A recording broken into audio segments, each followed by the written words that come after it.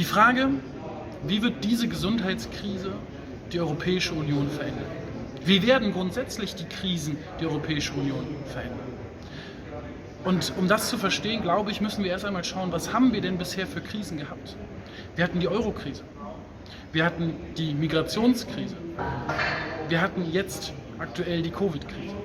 Was haben all diese Krisen gemeinsam? Wo haben wir immer gesagt, da hat Europa versagt? Das haben wir häufig gesehen, aber eigentlich sind diese drei Bereiche, wo die Europäische Union kaum bis gar keine Kompetenzen hat.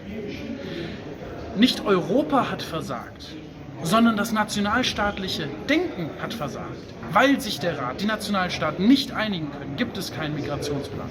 Weil die Nationalstaaten sich nicht auf eine gemeinsame Wirtschaftspolitik einigen können, hatten wir eine Wirtschafts- und Finanzkrise.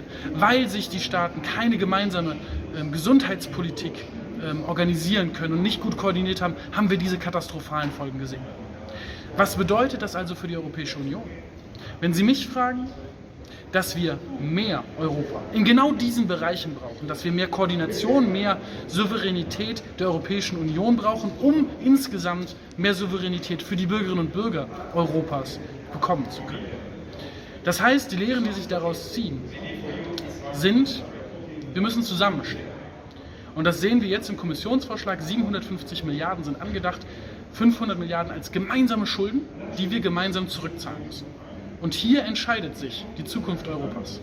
Wenn wir diese Schulden gemeinsam zurückzahlen, mit eigenen Ressourcen, aus eigenen Steuereinnahmen, dann hat Europa eine große und wirklich fortschrittliche Zukunft. Wenn wir aber nur diese Schulden aufnehmen und sie nicht mit eigenen Einnahmen wieder zurückzahlen, sondern über den bestehenden Budget MFR hinaus, dann wird Europa in Zukunft keine Programme mehr finanzieren können und dann ist das das Ende der Europäischen Union, so wie wir sie kennen. Die Zukunft Europas entscheidet sich jetzt an dieser Krise und es liegt an uns, dafür zu sorgen, dass Europa eine Zukunft hat.